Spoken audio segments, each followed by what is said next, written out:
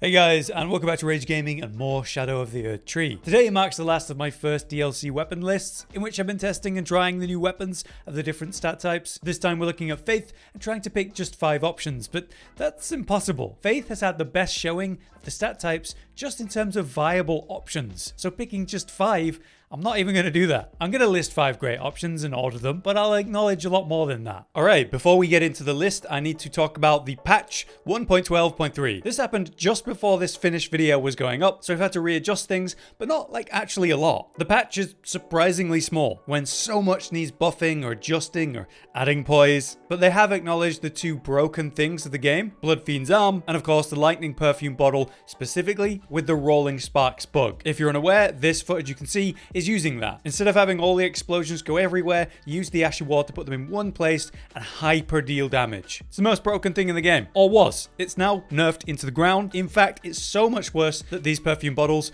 don't seem very relevant right now, so they're certainly not on this list anymore. But there is something else I want to reference, and that's the madness buffs, which need an acknowledgement for this list, but won't be one of the 5. In short, for that, you're able to take new items like the Madding Hand and the new talisman, Aged One's Exaltation, to trigger madness right before a boss fight and then scale your damage because of that, especially on top of the method you're actually using to trigger madness, Howl of Shiriri. Through the variety of madness buffs, you can increase your damage by over 70% before the fight even begins. Stacking that with whatever build allows the concept, usually Faith, so you could do that with pretty much any of the builds today, massively scaling the output, but I just think that's boring to tell you to do every single time. It's busted, potentially it'll be patched, just like the lightning bottles. But yeah, with the patch reference to the lightning bottles and the madness buffs at least acknowledged, let's go into the list. We kick this off with number 5 at the bottom, and it's 2 weapons that I really want to acknowledge and I want to put on this list, even though they themselves don't perform amazingly. It's the Sword of Light and the Sword of Darkness together. These are 2 new straight swords that are meant to only be available 1 per playthrough, but you can have a friend drop you the other, or yeah, go into New Game Plus. Together they're great in combination. What you have here is a Faith scaling straight sword. The scaling of them is pretty bad though, and yet I want to acknowledge them on this list, and that's because of their Ashes of War. They both perform this unique animation where you hold the sword above your head, and if it's light, it spreads out light beams in AoE, and if it's darkness, it spreads out this kind of darkness shroud around you. And while both of them do damage, it's actually the Sword of Darkness that does more damage by comparison, and the light version provides you with a body buff, enhancing your holy damage. As a body buff, that means you could pull out the sword, press the Ash of War, enjoy the buff, and then completely unequip the Sword of Light if you want, which for any holy based build might be a really good idea. Meanwhile, the Sword of Darkness is the opposite. You apply a debuff to the enemy. That makes them take more holy damage because you're reducing their holy negation. So together, they're actually kind of awesome. With the Sword of Light, you apply a holy buff to yourself, and you can do that before the fight. As the fight begins,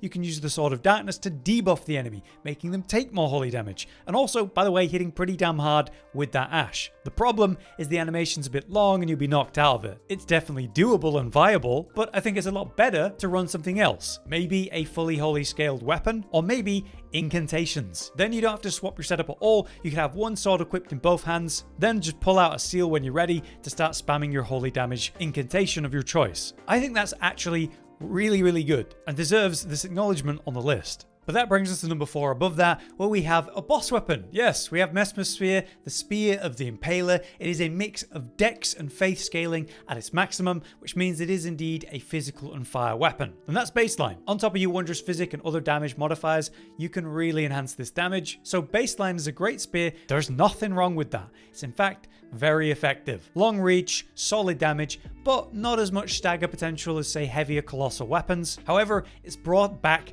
by the fact that it comes with a unique Ash of War. Like it's a Smith's Grip weapon, you can throw the spear. A quick tap has you throw the weapon, and that could be a great punish at mid-range or even long range, and in fact, it goes ridiculously far in the open world, and you can even use it while riding on Torrent. That's wonderful. The thing is, if you charge the attack to full, it gets fire damage, or rather a magma pool. This cost 0 FP to use, by the way, just stamina. So you have an infinite source of reliable ranged fire damage, which is an incredibly helpful bit of utility for the kit. Then it comes with its Ash of War, which is that iconic, ridiculous combo that Messmer will use against you. You leap up and spin around, dealing this kind of swipe arc of fire and physical. Then you do a triple stab, thrusting the spear very quickly, and then you end the combo with the leap up slam that causes a bunch of spears to shoot up out of the ground impaling your foes. That combo is amazing. The damage potential is amazing. The problem is the length of the combo is too much. It feels like 9 times out of 10 you're going to be interrupted against most bosses in this DLC, but because it's a 3-part combo,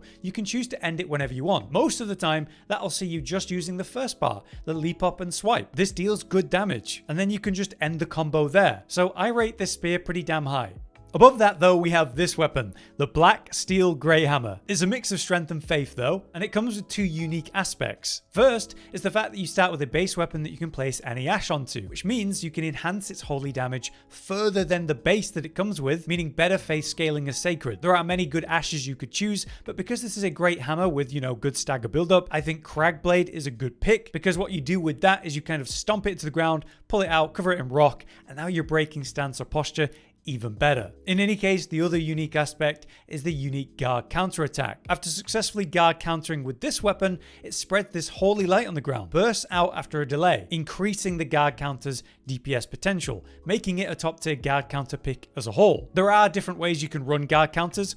Obviously, you could just use a shield for that, and that's definitely a safer way to go. And with a new deflecting hard tier that exists, when you block right as you're about to be hit, like parrying it but with a block, you mitigate the damage, basically costs no stamina to do, and it enhances your guard counter damage by about 20%. There's the old curved sword talisman, which also does about 20% damage increase for guard counters. And together, suddenly this damage gets pretty good, especially on this weapon. So I was dabbling in that recently, and I found it's one of the easiest ways to beat some of the harder bosses in the game. But you don't have to do that. You can just two-hand the weapon, maximizing that damage, and still using the new deflecting tier, because you can block with the two-hand weapon, and if you guard counter at the right time, you mitigate the damage, and then you get to guard counter punish with that juice damage all the same. That's honestly awesome. Outside of all that unique awesome stuff there, it's a simple moveset, solid stats. It just feels like an effective, straightforward weapon with reliable stagger buildup. But then when you start to really lean into the unique guard counter stuff, that's where it becomes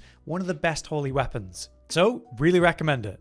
Above that though, we have the Fire Knight's Greatsword. I am in love with this weapon. It is a colossal sword, but one that comes with more of a vertical moveset, which feels a little bit faster than the default colossal sword style, but it's still a colossal sword. So it's got really high damage per hit, and then you build stagger really quick too. This means you can control weaker enemies super effectively. If your basic attack with this weapon is staggering the foe, it's over. All you need to do is spam light hit and you're done, you've won. But besides that, it's a strength and faith combo, but this time it's physical and fire. So just like the Messmer Spear, that's so buffable. You can seriously enhance the damage of this, but it comes with unique aspects to make it even better. As part of the description, it's already, base physical and fire, but if you buff it up to have more fire damage, it becomes significantly stronger. There are Ashes of War designed to be used with a Fire Knight sword like this, such as Flame Spear I'm using here. This gives you this long range poke, which buffs up the weapon in fire after you use it. You could even enhance the damage of that by using the unique helm, the Winged Serpent Helm. As it reads,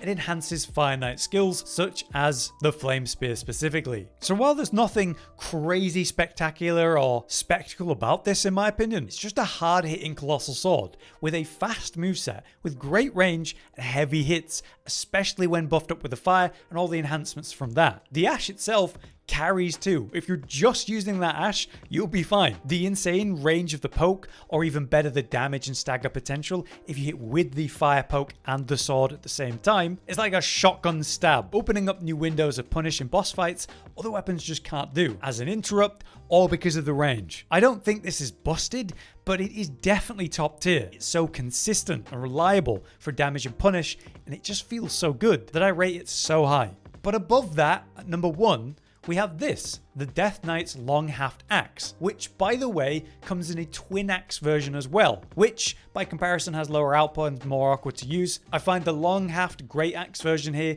is just better, but frankly the twin axes are good too, and I'd probably put them around 4th on this list if I wasn't avoiding putting both in this list because they're so similar. But in any case, the Longhaft Axe here, B scaling in strength with D and faith, it is a mix of physical and lightning this time.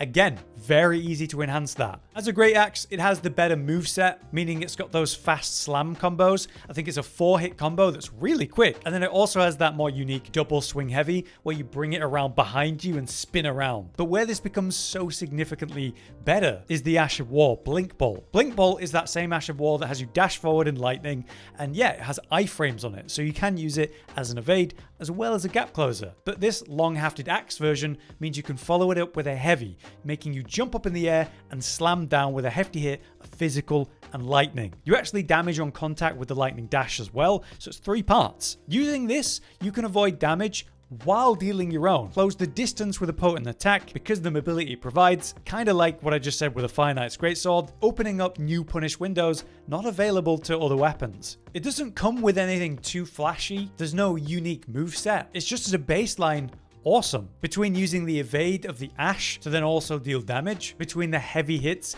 and the damage potential of working in lightning with your setup, it's very easy to work in lightning incantations with this weapon. It should work in a lot of lightning based faith builds because of it. Also, you can uniquely enhance the damage by wearing the new Death Knight set. It's roughly 2% damage increase per Death Knight armor piece that you have equipped, which is just really nice as well. So I rate it very high. But that brings us to the end of this list. Technically, I've not mentioned 5 but 9 weapons here because we're overfilled for faith and good picks. So I hope this was useful and maybe it inspires you to give something new with the faith stuff a go. If you've enjoyed the video, do be sure to drop a like, but until next time, I've been Hollow, you've been you, and thank you for watching.